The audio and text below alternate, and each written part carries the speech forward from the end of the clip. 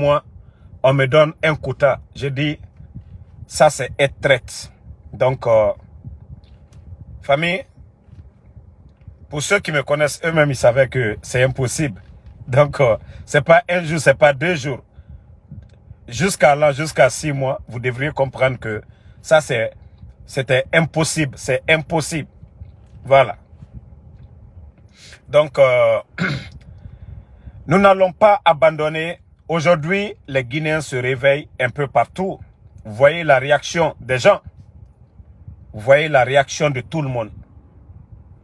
On vous avait dit le moment venu, le CNRD, Mamadi et son clan, Wallah, vous allez fuir ce pays-là. Vous êtes en train de jouer. C'est-à-dire le petit temps qui est devant vous, jusque le 31 décembre, c'est le bon moment pour vous de réfléchir. Wallah, ça ne passera pas. Vous forcez, ça va sauter. Ça, on vous le dit. Vous ne pouvez pas venir tuer les gens le 5 septembre. Renverser un régime. Pensant que le reste des Guinéens, nous n'avons rien dans la tête. Vous êtes en train de vous fatiguer, hein? Mamadi Doumbouya. Ambara Foualignene. Mais allons-y seulement. C'est la fin qui compte. Mon citena Foualignene. Vous avez vu la réaction du papa de Ousmane Kaya, Ousmane Gawal. Je vais lire le post et après on va continuer avec la société civile. Le père de Ousmane Gawal, je ne vois pas ce qui pourrait l'empêcher. C'est vrai qu'il avait déclaré que ni lui, ni aucun membre de son gouvernement ne serait candidat. Mais en politique, affirmer qu'on ne fera jamais quelque chose, c'est se tromper.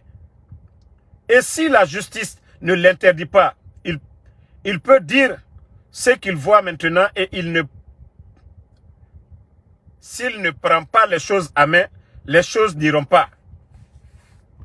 Le papa de Ousmane Gawal, où étiez-vous lorsque le bandit Mamadi Doumbouya, l'actuel patron de ton fils Ousmane Kaya, faisait le coup d'État? Donc c'est le président Alpha Condé qui n'avait pas le droit, quoi. La constitution guinéenne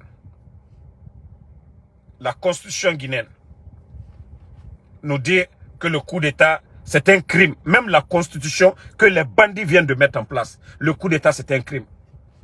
Est-ce que le bandit Mamadi Doumbouya qui a fait venir des mercenaires étrangers en Guinée pour renverser le pouvoir d'Alpha Condé, ça dit quand on dit tel fils, tel père, mais c'est tel fils, c'est tel père, tel fils. Comment le papa de Ousmane Gawal peut venir dire ça aujourd'hui? Parce que son enfant bouffe. Je vous ai dit ici, même les terrains qu'on vous a montré ici, que Ousmane Gawal et son frère se sont battus, tout ça c'était du tapage. Ça a été monté pour tromper les Guinéens. Qu'est-ce que le papa de Ousmane Gawal a? Lui, il a été quoi? Ou sa maman, comme ils veulent nous changer les propriétaires des maisons là pour dire non, ça appartient à sa maman. Arrêtez de prendre les Guinéens comme si ils n'ont rien dans la tête. Aucune terre n'appartient aux parents de Ousmane Gawal. Eux, ils avaient tous ces terrains-là. Anta, le grand marché de Anta aussi, tous ces terrains-là. Demandez comment ils ont eu ça. C'est quand il est devenu ministre. Il a falsifié les documents. Et si le vieux la sort aujourd'hui pour dire, voilà, Mamadi a la légitimité. Donc Alpha Condé n'avait pas la légitimité. Vous savez, vous voyez tellement que le Guinéen est hypocrite. Au lieu de se taire. Vous voyez la souffrance des Guinéens. Et c'est le vieux là qui sort pour raconter des salades. Le papa de Ousmane Gawal. C'est vous qui faites que les gens vous manquent de respect. Hein? C'est quoi ça? Ousmane Gawal, il faut dire à ton papa, hein, c'est parce que j'ai un petit respect pour ton frère que je vais me limiter ici.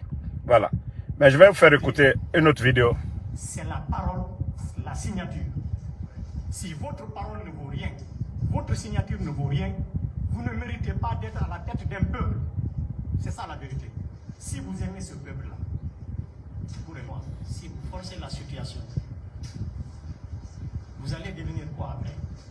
Vous voulez être le futur président?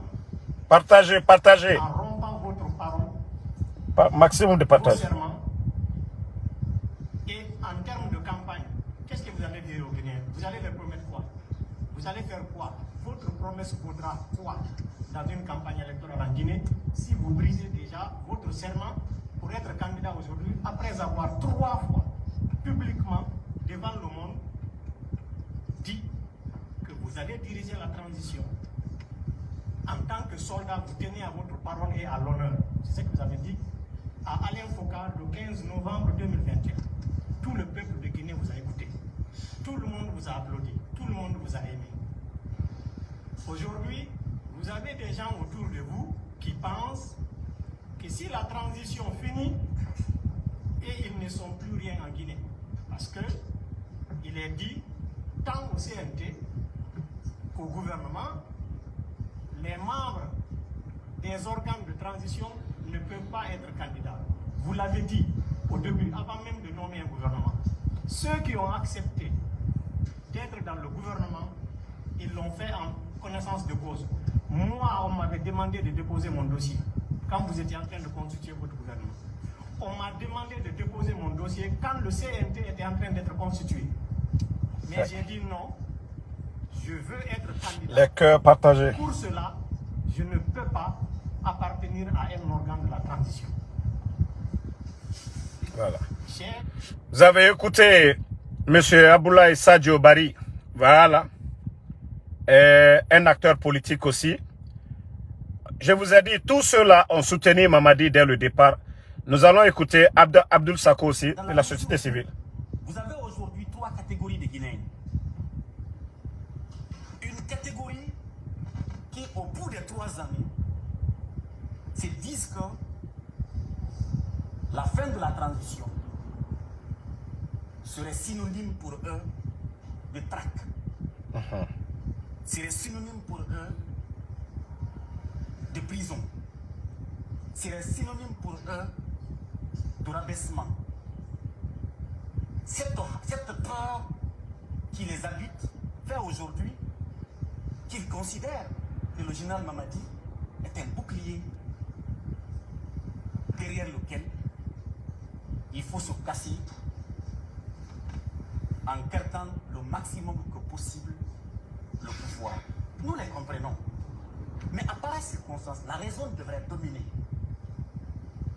Au lieu de passer par des ruses, au lieu de passer par d'autres situations, considérer cet officier comme sa parole ne vaut rien, considérer cet officier comme un empêcherait après qu'il soit rattrapé par l'air gestion. Je pense que c'est la pire des erreurs que cette catégorie est en train de commettre aujourd'hui. Et vous voyez aussi, il y a une autre catégorie qui vise face à la volonté vaille que vaille de faire du Mamadi un bouclier. De cette catégorie qui a peur de laisser le pouvoir eu égard à leur gestion, face à leur force de répression, face à leur volonté à tout prix de garder le pouvoir, il faut prendre le recul, il faut se battre, il faut refuser cette situation de fait. Et nous faisons partie de cette catégorie. Quelle que soit la situation, la Guinée est au-dessus de nos vies. La Guinée est au-dessus de nos intérêts. La vie, c'est-à-dire la prospérité, le bien-être collectif et individuel des Guinéens est au-dessus de cette situation. Quelle que soit la peur, nous pensons qu'il y aura toujours des Guinéens qui vont se lever. Même si nous, on nous fait taire aujourd'hui, il y aura des Guinéens encore qui vont se lever. Et la troisième catégorie, très malheureusement, aussi qui considèrent que c'est un moment, ça ne vaut pas la peine. Ce pays est comme si un Dieu aurait quitté le pays. Les cœurs partagés. Il faut aller dans des mouvements de soutien. Il faut chercher, vaille que vaille, sa part aussi, faire face aux besoins de sa famille et au moment venu s'élever. C'est une erreur en soi aussi. Oui, il est possible. En tant que Guinéen. Donc, vous venez d'écouter Abdel Sako de la société civile. Effectivement, le problème c'est ça. Eux-mêmes, ils savent que non, rien ne va dans le pays. Mais comme les bandits ne veulent pas faire des routes, les bandits ne veulent pas construire des écoles, les bandits ne veulent pas faire de centres de santé, il faut délapider nos richesses en achetant des consciences. Parce qu'aujourd'hui, ça ne va pas. Mais Mamadi, vous savez, moi je vous ai conseillé ici. Et tous les Guinéens sont témoins. Il y a eu un moment ici, j'appelais Mamadi Doumbouya Mombo. Je disais que oui, sa fille, Djaba, je veux, sa nièce plutôt. Je dis sa nièce, sa cousine même, parce que c'est la fille à la soeur de sa maman. Donc, j'ai dit ici, tout le monde, les gens sont témoins. J'ai dit ça devant tous les Guinéens. J'avais mis balle à terre pour les raisonner, pour ne pas être opposé au CNRD, pour jouer avec eux en les conseillant. Mais j'ai compris que c'est des bandits. Ils sont condamnés. Où ils sont aujourd'hui. J'avais dit, organisez des élections libres, acceptées de tous. Vous dites aux candidats, voilà, on peut garder le pouvoir, mais compte tenu des réalités, on ne veut pas forcer, on ne veut pas de bain de sang. Donc, acceptez, voilà, de nous garantir un lendemain meilleur après les élections. Comme ça, les leaders politiques allaient prendre cet engagement. Mais si vous dites que, le 5 septembre, on a tué, où sont les corps? On a fait ceci, cela. Les riches, on a volé, on a construit. Toute chose, quelle que soit la gravité du problème, il y a toujours une solution. Même le bon Dieu, Allah subhanahu wa ta'ala, il nous dit de nous repentir chaque fois. Si on devait faire mal seulement et Dieu nous dit c'est fini pour toi, je ne pense pas qu'on allait continuer à prier.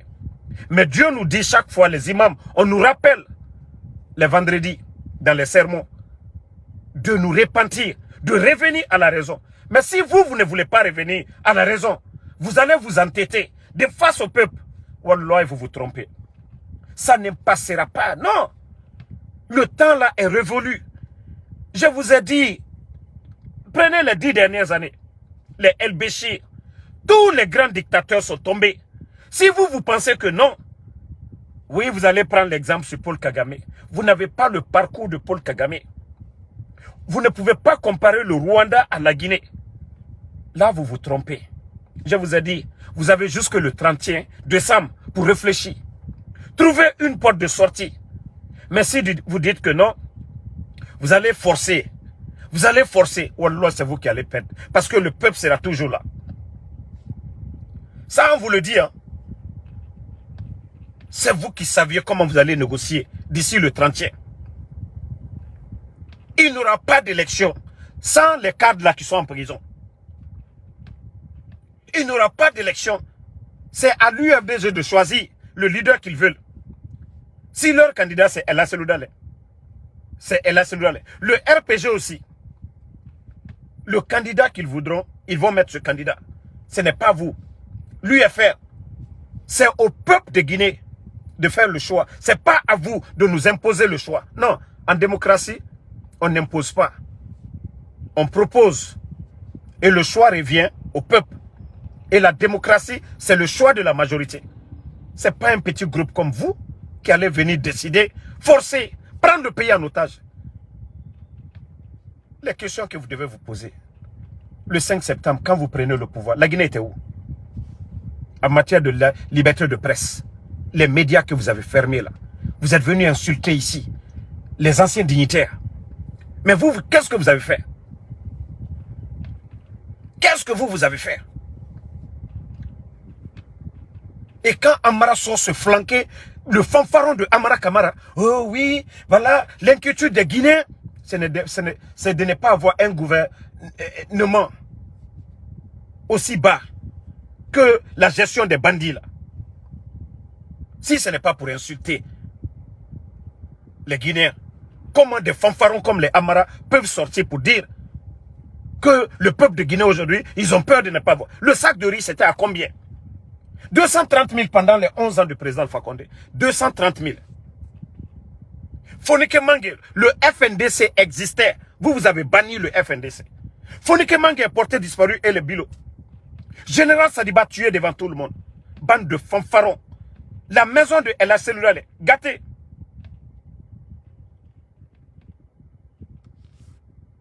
Donc, dites-vous que vous avez échoué. Dites-vous que vous avez échoué. Ça ne passera pas. Si vous voyez qu'on vient vous dire de réfléchir, c'est que nous n'avons pas d'intérêt que ce pays-là brûle. Nous n'avons pas d'intérêt. Faites marche arrière, c'est mieux pour vous. Ce que vous avez promis au peuple de Guinée, c'est ce que vous devez faire. Mais pensez que non, vous êtes plus intelligent, vous êtes fort, vous n'êtes pas fort. Ça, je vous le dirai.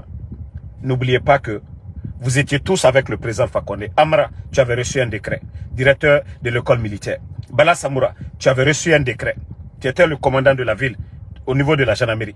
Idi Amin, tu avais reçu un décret. Tu étais ambassadeur. Doumbouya, tu as reçu un décret. Donc sachez que de la manière dont vous avez fait le coup d'État, le 5 septembre, c'est comme ça aussi. Mais pour vous, ça va être la honte. Parce que ça va être la révolte du peuple. Vous, personne, il n'y avait personne le 5 septembre. Hein. Vous avez fait un coup d'État, vous avez trompé tout le monde. Et les gens sont déçus de vous. Mais pour vous, ça va être la honte. Ça, je vous le dis. Hein. Pour vous, ça va être la honte.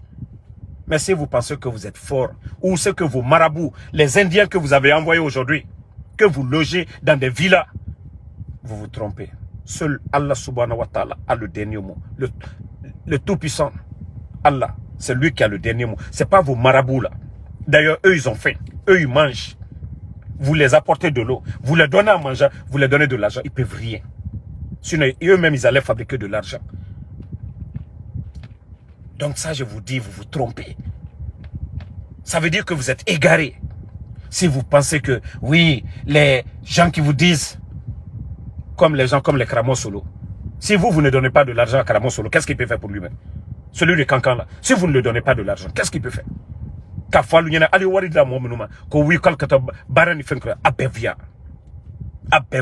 C'est Dieu qui est en train de vous tester. Albra free, complètement.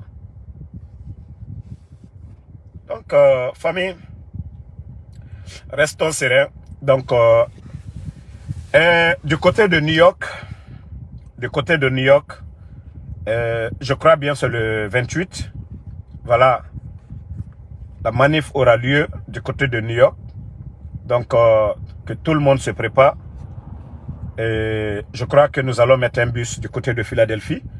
Pour tous ceux qui veulent quitter Philadelphie, nous allons mettre un bus ici à Philadelphie. Tous nos compatriotes aujourd'hui qui veulent le changement en Guinée, qui veulent aller aux Nations Unies le 28 et qui n'ont pas les moyens de déplacement, nous allons mettre un bus à votre disposition ici. Voilà, c'est ceux qui vont venir très tôt, qui vont, voilà, on ne va pas prendre 2 bus. Mais si le bus est rempli, ici, là, c'est pas comme Conakry pour dire, voilà, on va dépasser le nombre. Non. Voilà. Donc, le rendez-vous est maintenu. Même si le bandit Mamadou Doumbouya ne vient pas, Baouri est déjà là. C'est leur premier ministre. Nous devons montrer à la communauté internationale que ça ne va pas. Vous avez vu les gens de Belgique dans ces 2 jours. Donc, les bandits ne peuvent pas venir parler au nom des Guinéens. Il faut que nous montrons devant. C'est aux Nations Unies, ils sont venus. Donc, New York, déjà, aurait été moi, je n'avais même pas besoin de demander les autres. Hein. Ceux de Connecticut ou bien de New Jersey, de Pennsylvanie ou de DC. New York seulement, ça suffit. Mais, tous ceux qui veulent venir, vous pouvez venir. Voilà. Nous devons montrer, comme on l'avait fait la dernière fois à New York, presque on avait fermé Third Avenue à cause de nous les Guinéens. C'est du jamais vu.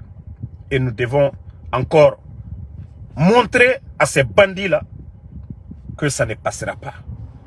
Maintenant, moi je vous ai dit, hein, si le 31 décembre, les bandits forcent ou les leaders politiques, la société civile, on va mettre un gouvernement parallèle. C'est ce qu'on doit dire à ces bandits-là. D'ici le 31, si les voyous ne reculent pas, tout le monde, partout où ces Guinéens se trouvent, c'est-à-dire les bandits se trouvent, les ambassades, nous allons vider tous les ambassadeurs. Que cela soit clair pour ces bandits du CNRD. Vous avez vu la Libye, comment ça s'est passé, non? Et c'est comme ça va se passer. Maintenant, peut-être que les soldats patriotes vont se réveiller. Mais, ça dit, c'est parce qu'on laisse ces voyous-là faire ce qu'ils veulent. Ce pays-là ne les appartient pas. Et je vous dis, si le 31 décembre passe, les bandits ne dégagent pas, c'est très simple. C'est de mettre un gouvernement parallèle. L'opposition, tout le monde, ils doivent se réunir pour mettre un gouvernement parallèle. Là, il n'y a pas question, voilà, on met un leader jusqu'à ce qu'il y ait le retour à l'ordre constitutionnel. Mais c'est parce qu'on est assis, on laisse ces bons arrière, ces vagabonds en train de tout détruire. Mais si nous faisons ça à la communauté internationale, ils verront vraiment que oui,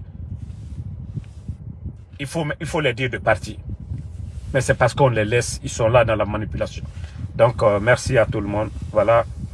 Seydouba Souma, merci mon frère, il ne faut même pas répondre à ces gens-là. Boubacar Diallo, merci à vous.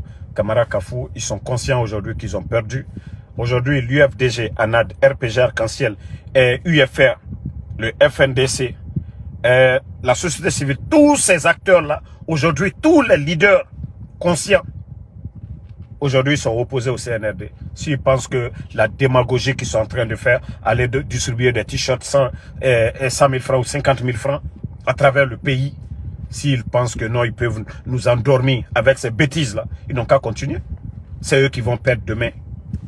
Je vous dis, c'est les enfants de Doumbouya qui vont l'attacher.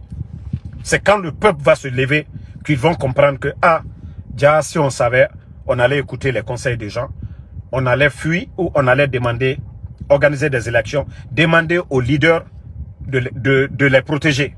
Mais comme ils ne veulent pas, ça c'est leur affaire. Alia Bangoura, merci à vous. Kamara Kafou, merci. Alpha Dio Baldé, merci à vous. Merci. Moussa Mariama Kamara. Il ne faut même pas répondre à ces gens-là ici. Pardonnez. Voilà. Sidiki BMB Kamara. Barry Bolaro Iniesta, merci à vous. Voilà. Donc, Boubacar Diallo, merci. Merci à tous les patriotes. Lamine Soirée, merci à vous. Mamadou Diallo, merci à vous. Alexandre Pivi, Mamadi Guinéen, merci à vous. Bari Mohamed Sidime, merci. Non. Ibdino Diallo, merci. Baouri déjà, lui, il va aller faire le compte rendu à son patron, le bandit Mamadi Doumbouya. So Abdraman, merci à vous. Condé Mohamed Koka, voilà. Tokbana Doré, merci à vous. Fala Banjou, voilà. Voilà, Dida Nelson, que le RPG et l'UFDG sont ensemble. C'est parce que vous êtes tellement... Vous n'avez rien dans la tête, vous ne comprenez pas la politique, que vous êtes perdu. C'est-à-dire, quand je vois des idiots dire « Ah, l'UFDG, RPG », c'est parce que vous ne comprenez absolument pas. Hier, vous avez oublié, quand il y avait le coup d'État, c'était compte tenu du discours des voyous. Mais comme vous, les inconscients, vous pensez... D'abord, ce que vous devez mettre en tête, nous sommes tous des Guinéens. OK ?